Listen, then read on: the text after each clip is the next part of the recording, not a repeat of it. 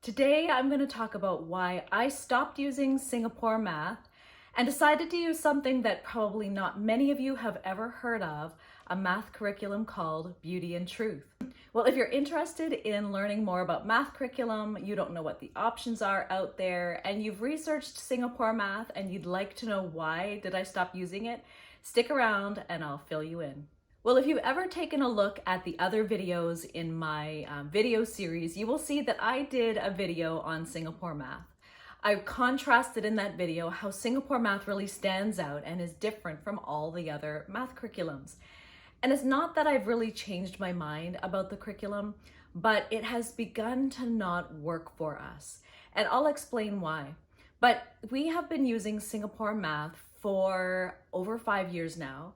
My oldest daughter is in grade 4 and my youngest daughter is also using Singapore math in senior kindergarten. We're using dimensions for her.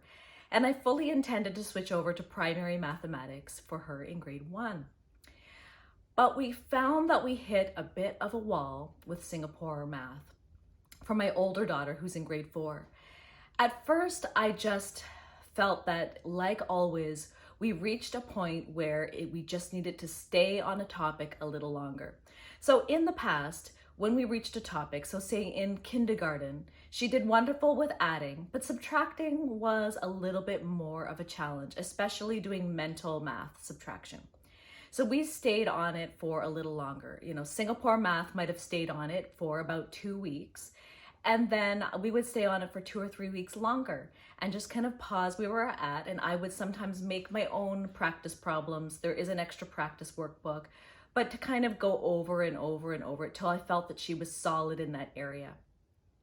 The same thing happened again with long division. And then again this year, the same things seemed to be happening with fractions.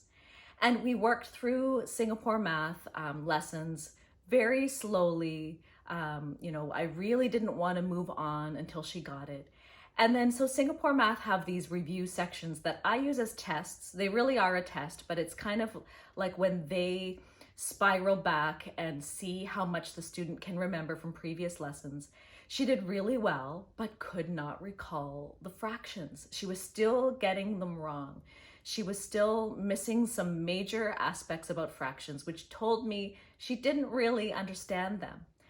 And so even though we were following all the teaching methods of Singapore math and it had never failed us before, this time around, my math student, my daughter who really loves math and does grasp math quite quickly, the best of students will all reach a point where there's something that they don't quite grasp as quickly, and you have to find other ways to teach it to them. That will happen all throughout your homeschooling journey, particularly in math, but really all subjects. And so I didn't know what to do. I tried to slow it down. I tried to find other ways to teach it. I tried to give extra practice and just let her go through the problems, but it just wasn't working.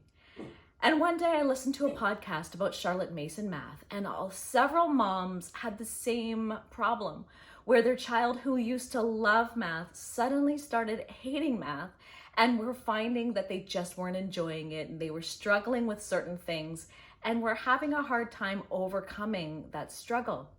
And I wanted to know more about Charlotte Mason math, and I wondered, why don't more people know about this? Why aren't people using it? And one day I was listening to another podcast, and the podcaster who was interviewing a math teacher actually said something quite interesting.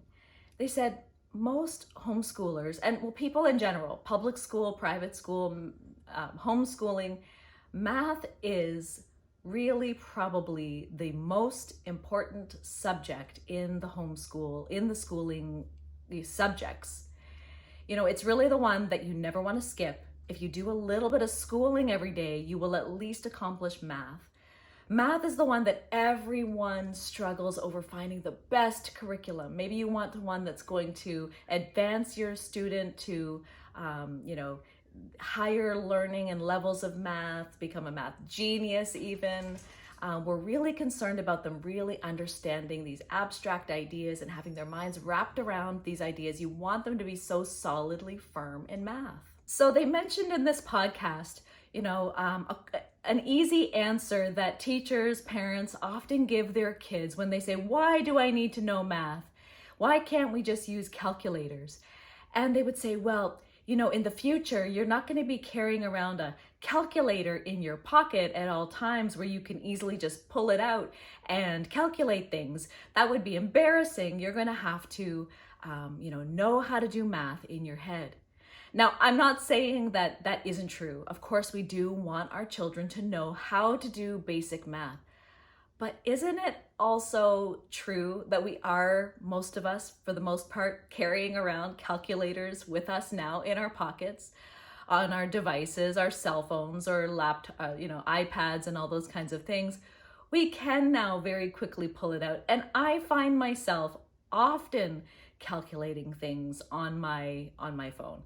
It's not that I don't know how to do the math. Now, even to use a calculator, children do need to understand basic arithmetic and algebra and things like that to even be able to perform the problems in the correct order, to use the right process to calculate what it is that they want to know. For example, when I'm giving my children, say, Tylenol, for a fever, I'm a nurse, so I will calculate it by weight instead of it's a more accurate dosage rather than what's the average weights on the back of the bottle. And so I need to know how to convert, for us, pounds to kilograms, and then how many grams per kilogram I need to give. And you know what I'm trying to say. So we still have to understand math procedures in order to use our calculators. But the point that they kind of made in this podcast was, how important is math really to most people?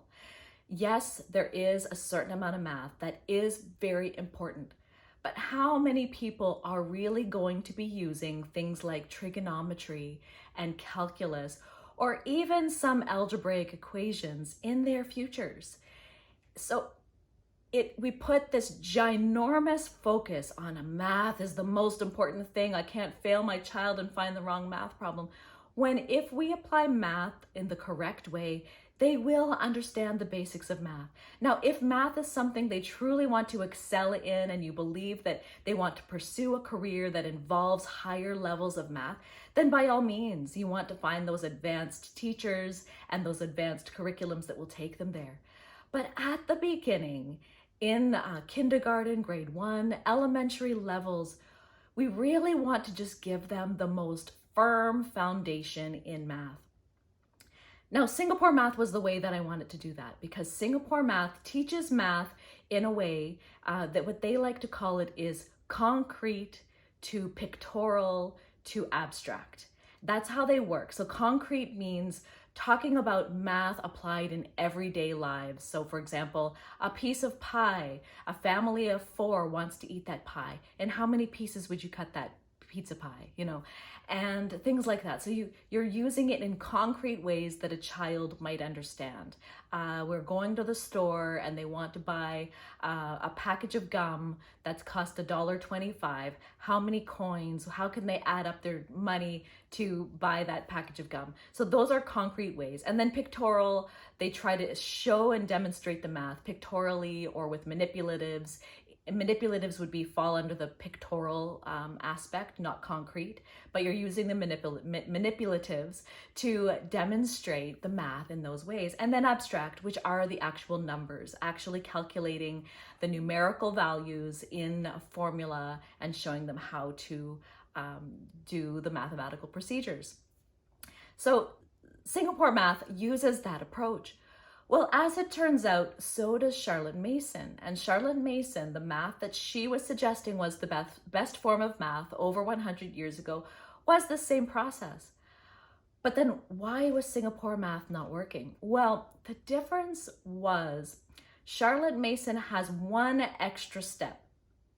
Before going forward with the concrete, the pictorial, and the abstract, we first talk about it with the child. There is a lot of dialogue, and I would say it's mostly dialogue with the child. You're actually talking through the procedures. You're talking through, so how would you do this? Tell me in your own words. What does it mean to add two things together? How would you, so you're getting them to define things in their own language, in their own words. You're talking about it and you're giving them a sense of their own knowledge of math, not just memorizing terminology like numerator and denominator and quotient and things that don't really have any relevance to them. You're talking through it. So then when you talk through it, you're then talking through the concrete scenarios. You're then talking through the pictorial, and you're even talking through the abstract. And then they're applying it to paper, or they're then showing you with the manipulatives and then writing out the equations and doing it by paper. Another thing with the Charlotte Mason math curriculum, well, at least Beauty and Truth that we're using, but there are a very few others that do the same thing. One of them is Simply Charlotte Mason, and there is one other that I heard of, but Beauty and Truth and Simply Charlotte Mason are probably the two most popular, is that they focus on each subject much longer. It's a mastery approach, which Singapore Math does a combination of mastery and spiral. They do mastery for quite some time, and then they spiral back to review and then do mastery again on a new topic. But I found it moved far too quickly. The Beauty and Truth sticks with one topic and builds on it extremely incrementally, which might feel too long, but at the same time, when your student really understands it from lesson to lesson to lesson in this gradual process, it really builds up their confidence. They can feel proud of themselves. My daughter went from saying she hated math back in the fall to now saying she loves math and she wants to do that very first in the day and she enjoys doing it. And this all changed in just a few months of picking up a new curriculum, which is the best thing. And I enjoy teaching it. I mean, how many of you really enjoy teaching math? I never enjoyed teaching math. I got math. I did well in school. I did not enjoy teaching math. But reading through this scripted lesson with Beauty and Truth and talking about it, having a conversation with my child, I'm really enjoying it. I'm getting a lot out of it just as much as she is. And I'm really seeing new ways of teaching math in a way that no other math curriculum has ever done before. So I also thought I would do a quick side-by-side, or not side-by-side, but one and then the other comparison to show you what the difference is in, say, a lesson on fractions, which was our sort of area that we got stumped on, and compare the two lessons of how they differ. But I also wanted to tell you about Beauty and Truth. So Beauty and Truth actually has a curriculum all the way from kindergarten up to grade 12. So you can stay within one curriculum for your entire math. A lot of math curriculums, you're moving from one to the next. Like Singapore Math, I believe it only went up into grade, Dimensions only goes to grade 6. Primary Mathematics, I think, only goes to grade 8. The one we were doing, Primary Mathematics, US edition, I think goes to grade 7. Like they all end at different places. And then you have to go out and find something comparable where it's going to, and nothing really picks up exactly with the same teaching style, the same way that you're used to. So sticking with one curriculum forever really sounds very appealing because you know that you're always going to know what to expect. You're going to know always how to prepare and teach the lessons. And I love that idea. Now, Simply Charlotte Mason also has Charlotte Mason math curriculum called, I'll put it up here once I remember the name, something about arithmetic. And theirs is also, it's beautiful. It comes, I believe you can get the PDF format, but they also have a beautiful hard-covered book and everything is all in one. And then they have a notebook with a grid for the students to be able to neatly write their numbers in. But they only have currently up to grade 5, and grade 6 is going to come out, I believe they think, for September, like in time for people to buy them for September, but that's as far as they go. And I at first thought I would use that, but then I would have to switch over to another curriculum at some point. And so I thought, let me try out Beauty and Truth this year. I really was intending on changing over to another math curriculum for next year because I hate wasting curriculum. We were already using Singapore math. So I was really just trying to get through and finish out the year with Singapore math. Now I am still using dimensions with my younger daughter, but I really want to just start Beauty and Truth now.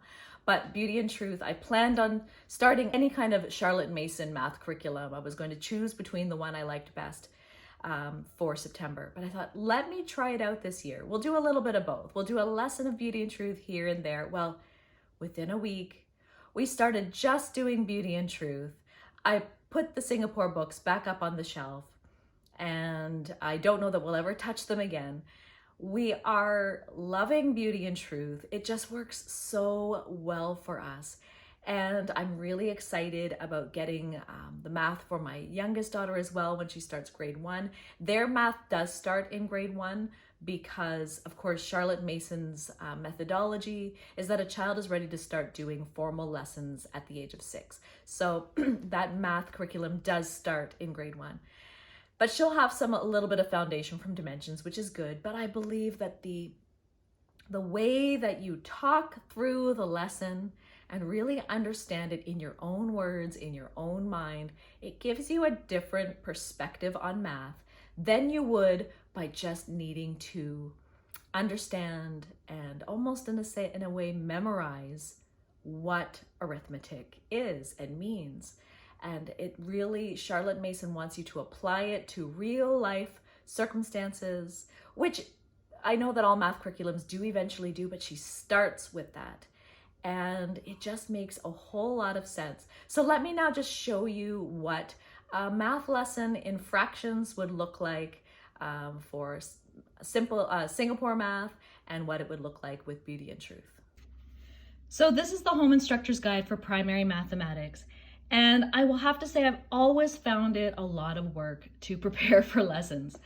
There was just a lot of reading and prep work ahead of time, whereas with Beauty and Truth, I find it doesn't have a whole lot.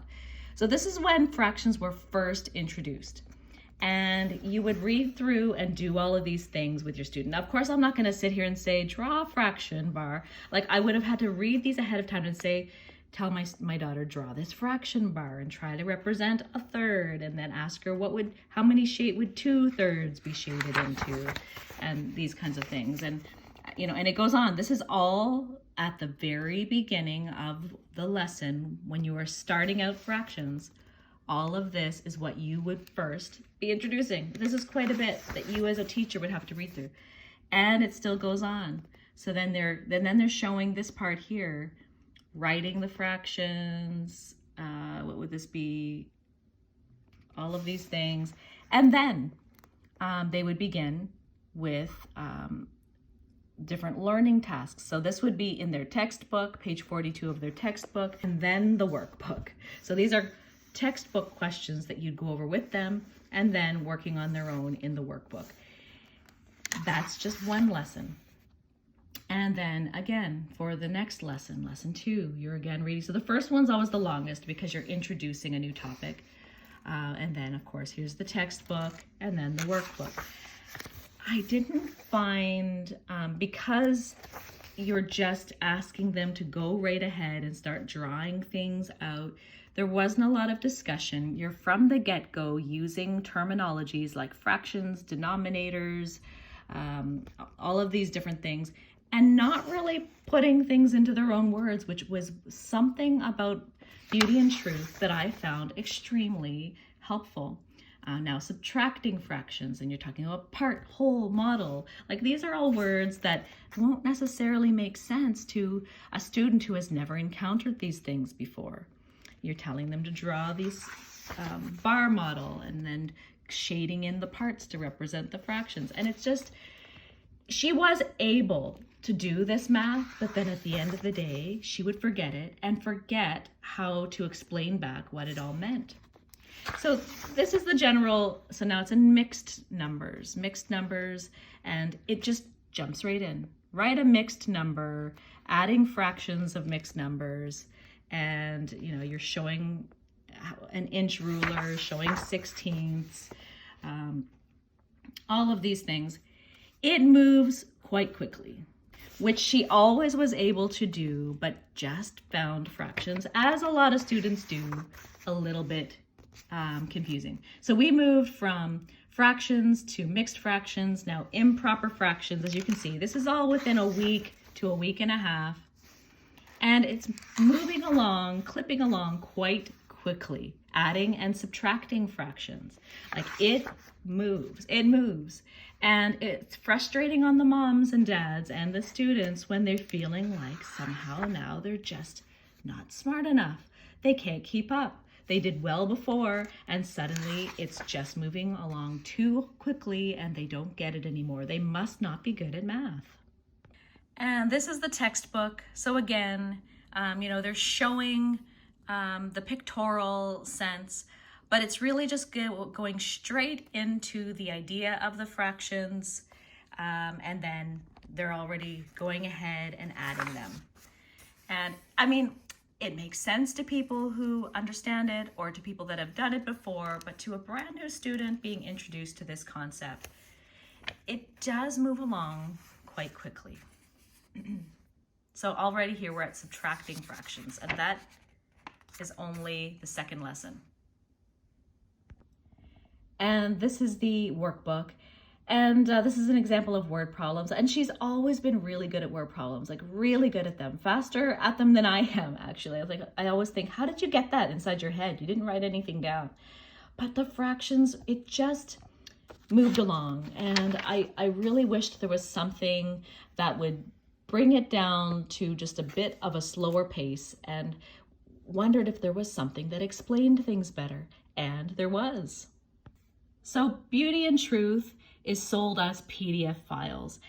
I sometimes now don't even print it out. I just open up my laptop and read from my laptop, and I've been short on paper recently, and so that's mainly why I do that. I probably will print everything out at the beginning of the year in September, but it comes all together. There's no separate teacher's guide.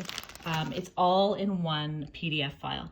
So at the beginning of each term, at the beginning of each new lesson, they give you an overview of what you will be teaching. This is just for you, but it's so short. This is all you've got to read. Any big ideas of what you're going to be talking about in that next lesson, so that you know what you'll be teaching. And whatever supplies that you might need.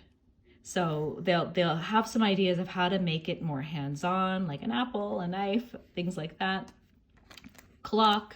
So they just give you a heads up of the things that you might need. And then this is what a lesson will look like. So again, they'll put the resources again at the top. Now the book that they take math questions from is Strayer-Upton. She's in Strayer-Upton book 2, and I'll show you that as well. Strayer-Upton is a very old textbook, and they just use it just for the math questions, but it actually feels very Charlotte Mason as well. So this is what you'd go and read with your child. You'd say, go stand at the end of the room. Where would halfway be? What about 1/3 of the way across the room? Where do you think 2/3 of the way is? 1/4, 3/4, 2/4? Okay, come sit down. Do you know what the numbers like 1/2, 1/4, and 2/3 are called? And you're hoping that they're going to say fractions, but if they don't, you can talk about that and try to get them to describe it in their own words. Does that word sound like any other word you know? Have you ever heard of a fractured bone? Or know of someone who did? What does that mean? And fractured bone, you want them to say a broken bone. The word fraction comes from the Latin word fractus, meaning broken. Let's see why that is. And now you're giving them an apple and a knife. And in this lesson, my daughter did cut her finger a little bit. We laugh about it. But she was to cut this apple into 4 equal pieces. Do you know what one of those parts are called? How about 3 parts? And so forth. And this is how every single lesson is. Then you're looking at a pie and all that stuff. And then at the end, they'll have a few practice problems from the math book, the Strayer-Upton. The next lesson again, tell me what you remember about fractions. And then you're just drawing from the students' ideas about what fractions are. And you can have some guiding questions, like where does this word come from, things like that. So you're getting them to recall what we learned in the last lesson. And then you're getting them to draw a picture of a cookie, show 1/3 of the cookie, and you're going to get them to diagram it and different things like that. But it moves very slowly. We are still actually in fractions, but she is getting them down so well. And I'm just amazed and impressed at the way she is understanding it now and happy. So let me show you the Strayer-Upton textbook. So this is book 1. Now they don't even start book 1 in grade 1. In grade 1, it's really still just conversations, dialoguing, and they don't use a textbook yet in Beauty and Truth. And this is book 2, the one that Olivia is using. And let me just show you what some of the fraction questions would look like. So it has word problems here. Last summer, Billy went to High Hills Camp. One day he walked 3 1/4 miles to Clover Lake. Then he walked 1 3/4 miles around the lake, and then 3 1/4 miles back to camp. How many miles did he walk in all? These were so simple for her after she had done all the basics to add up to that. And of course, they're going to put these questions and answers in her own notebook. So there's no workbook, which is really not a problem at all. But it's like this, and you're not doing the whole textbook. Beauty and Truth picks and chooses which ones and how many. Usually there's 5 to 6. A whole math lesson in all is only about 20 minutes. So this is what the math questions would look like, and they would get to them once they have gone through all the other steps first. So I hope that makes sense and that I've explained all of that well. If you feel that there's more questions that you might have regarding Charlotte Mason math, please put those questions down below. I think one thing that I really wanted to get across is that Charlotte Mason math really works and it will get you far. It doesn't leave you feeling like it's not rigorous enough, or it won't lead you to an advanced enough form of math. She does do things in a very stepwise way, which a lot of Charlotte Mason homeschoolers are really afraid to get away from those traditional math curriculums like Singapore math, like Math UC, like Right Start Math or Saxon math, because they just feel like those are the ones that are going to get them the farthest. But Charlotte Mason math really helps a child have a firm foundation, even more firm than some of the other maths I find, because we've done it, we've been there. And it is an approach that really helps bring joy and fun back into math. So I hope that you have gotten something out of this. I thank you so much for watching. And if you want more videos like this, please leave me a comment. I will see you in the next one. Bye.